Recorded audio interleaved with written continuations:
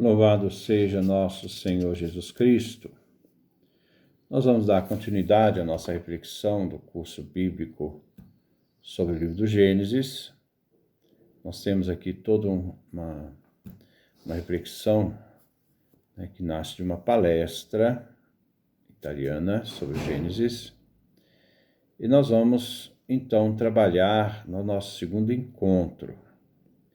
Ainda estamos nessa introdução, nós ainda não entramos diretamente no texto. Então vamos continuar essa introdução para depois trabalharmos o texto do Gênesis capítulo 1 ao capítulo 11, que fala sobre, entre aspas, os princípios, fecha aspas. Hoje ainda se confunde que o livro do Gênesis se deve entender como uma fonte histórica. Não é uma fonte histórica. Que este livro nos narra como iniciou o mundo, não é o objetivo do livro. E que se fala da origem do mundo. Muitos insistem nessa visão, nesta leitura. Ainda existem algumas pessoas que são criacionistas, até mesmo no meio de universitários, que afirmam que a origem do mundo aconteceu como foi descrito no livro do Gênesis.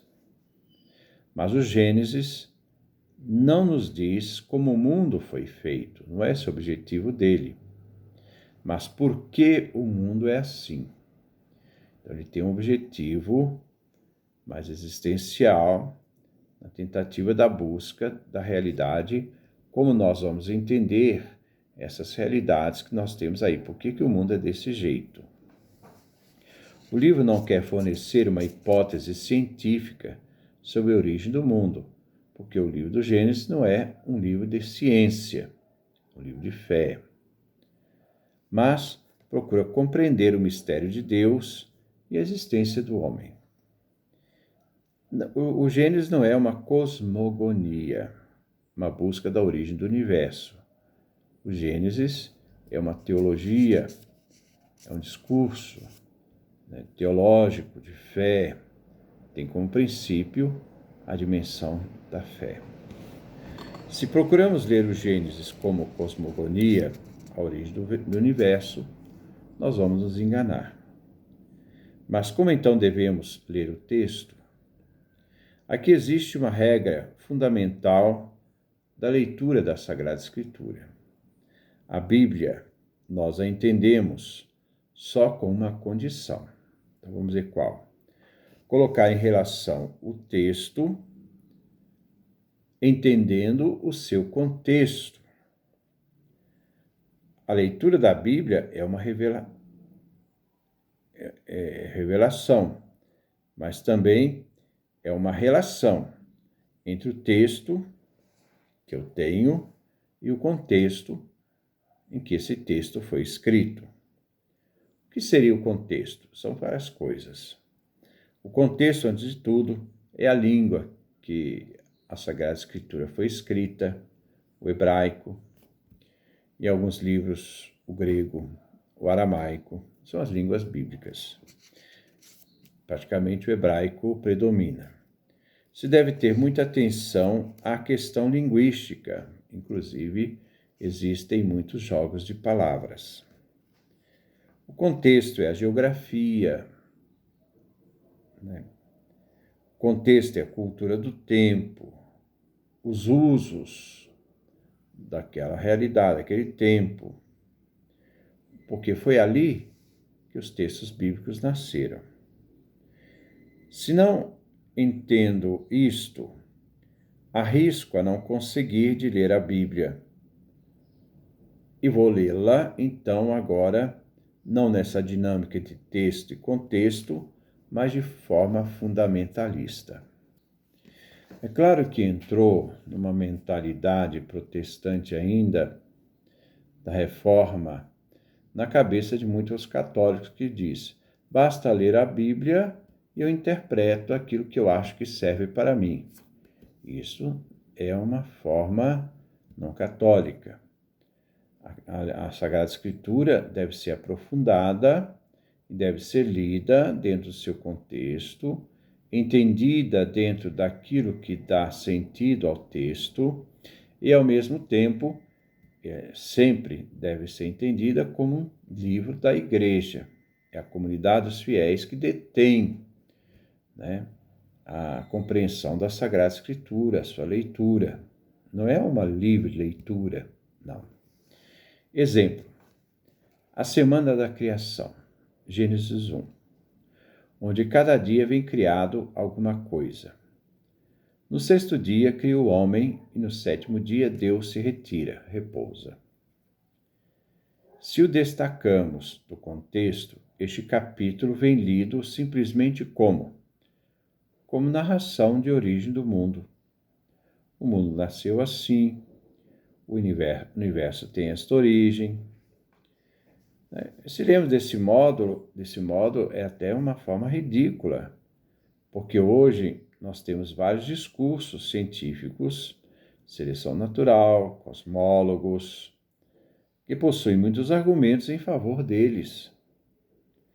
Então, qual critério nós devemos ter para ler a Bíblia, a Sagrada Escritura? É o contexto. Exemplo, uma leitura atenta do Gênesis 1.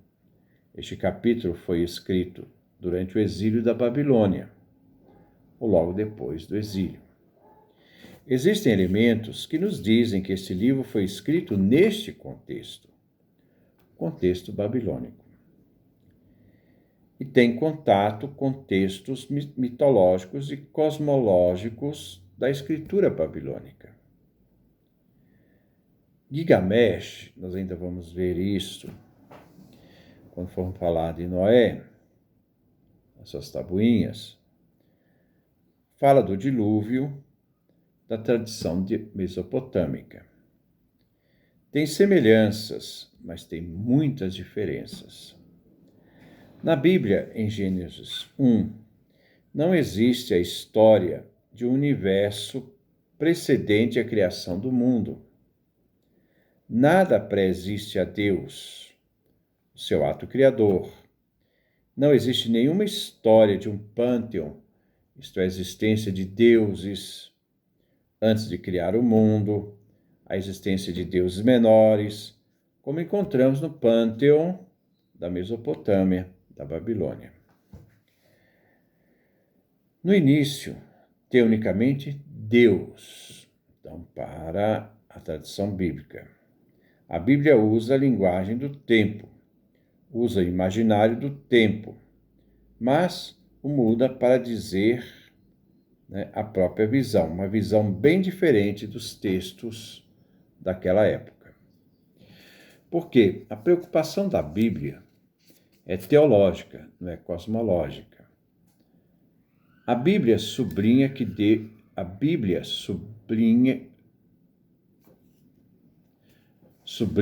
Deus é uno, e que está na origem de todas as coisas. Mas a faz usando parte da linguagem que era típico daquela época e daquela região. Segunda diferença. Na literatura da Mesopotâmia, temos os astros, o sol, a lua, estrelas, alguns animais terríveis, monstros aquáticos, monstros terrestres, que tinham vida própria, e totalmente distinta de uma vida divina. Devemos ver a adoração do sol no Egito, o culto da lua naquela região. Em Gênesis 1, os astros são simples criaturas. Não chama nem mesmo sol e lua. O livro do Gênesis não dá o nome à palavra sol, nem dá o nome à palavra lua, embora existem essas palavras no hebraico. Não. O livro do Gênesis fala, a grande luz, a pequena luz, para se referir ao sol e à lua.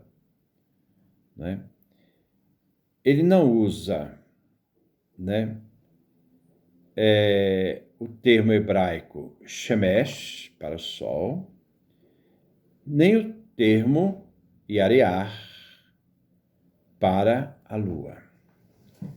Tem o perigo que o sol e a lua se tornem, então, ídolos, como era na mentalidade da época da Mesopotâmia e daqueles povos antigos. Então, mas ele vê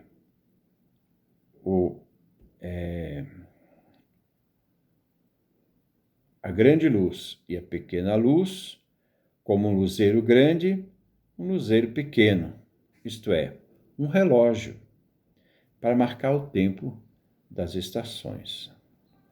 Esta realidade, como a lua e as estrelas são criaturas, então se elas são criaturas, não são divindades, dá um sentido de compreensão de que tudo é criado por Deus.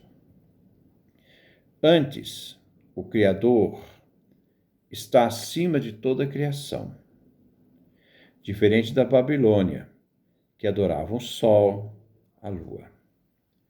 Israel, que está exilado na Babilônia, narra a história da origem, dizendo que o sol e a lua, que vêm adorados na Babilônia, são simplesmente criaturas criadas por Deus, não são deuses.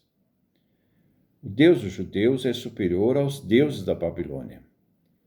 Aqui tem uma visão teológica, que diferencia o modo de ver a realidade, os astros, né?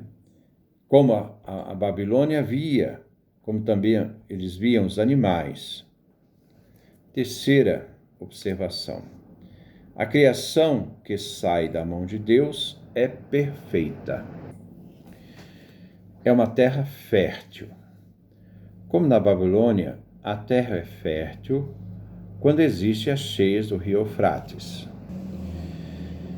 que deixa uma terra fértil, como no Egito, que fecunda a terra. Todo o céu que cria é bom e belo, para o Gênesis 1. Não tem espaço para negatividade. O Gênesis 1 não tem nada de negativo. Não tem espaço para dor. O Gênesis 1 não tem espaço para negatividade, não tem espaço para dor, não tem espaço para o cansaço, não tem espaço para o sofrimento. E justamente diante dessa realidade da criação, o livro foi escrito no exílio, onde o povo de Israel passa, momentos de negatividade, momentos de dor, momentos de cansaço, momentos de sofrimento. Mas a criação, não tem espaço para essas coisas. Mostra que no fundo de tudo tem uma realidade boa, porque vem de Deus, Criador, que é bom. E ainda uma visão teológica que insiste sobre a positividade. Diferente daquele poema de Noé, Gilgamesh, que mostrava a maldade da parte dos deuses, de dar ao homem um castigo, uma pena, um sofrimento, dentro da realidade da compreensão do mundo da Mesopotâmia, da Babilônia. Então, nós vemos que uma imagem de Deus vista a partir do judeu é diferente da imagem de Deus vista do mundo babilônico. Outro exemplo é quando se descreve coisas criadas visíveis, plantas, animais. Não se fala de demônios, não se fala de anjos, não se fala de espírito. Aquele mundo era tranquilo, sem existência desta realidade. E por que isto? Aqui tem uma escolha. A criação pertence a uma realidade visível. O que foi criado, Deus criou todas as coisas, essas realidades são visíveis. Diante dessa narrativa, se encontra uma escolha teológica de fé. Estes simples exemplos nos mostram uma realidade muito simples, que quando nós estamos lendo o texto no contexto, por exemplo, o contexto de onde nasceu a narrativa, fazemos emergir, isto é, vir à tona, o significado. Não é só uma simples leitura, a compreensão é mais exigente. Qual é o resultado? O resultado é que temos uma leitura crítica, isto é, uma leitura inteligente, capaz de perceber o que está por detrás da letra do texto. Essa leitura crítica certamente nutre a nossa fé, porque se torna uma fé consciente que desce em profundidade, se sente o sabor a essa palavra que é dada à igreja, portadora desta mensagem, porque é a mensagem de toda a igreja. Nos fará tomar posição e descobrir que, às vezes, víamos, o relato da criação de um modo e ele se apresentava de outro, e descobriremos coisas novas. Devemos redescobrir a riqueza do texto e aprofundá-lo. Vamos fazer emergir a riqueza da narrativa teológica da Bíblia e a leitura para nutrir a nossa fé, onde encontramos a revelação. A revelação de Deus vem então confirmada pela palavra de Deus.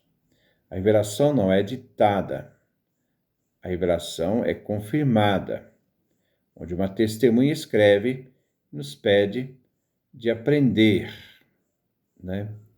a começar a entender como ele experimenta, a mensagem e faz entender a mensagem que vem de Deus. Então, nós pedimos que para a nossa leitura nós podemos tomar a Bíblia pastoral, ou quem tiver melhor, a Bíblia de Jerusalém. Então, esse é o segundo encontro. Que Deus nos dê a sua graça, a sua bênção, a sua face resplandeça sobre nós.